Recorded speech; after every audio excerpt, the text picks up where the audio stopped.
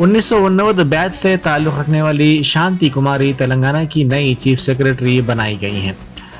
गुज़िश्ता रोज़ Telangana high court की जानिब से सोमेश कुमार की खिदमत आंध्र प्रदेश के लिए अलॉट की गई थी, जिसके बाद इस अहम ओहदे पर उनकी बरकरारी पर तजस्सुस बरकरार था।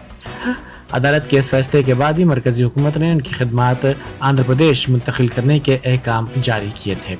शांति कुमारी 2025 में सिबकदोश होंगी। उनका ताल्लुक 1989 बैच के आईएएस से है।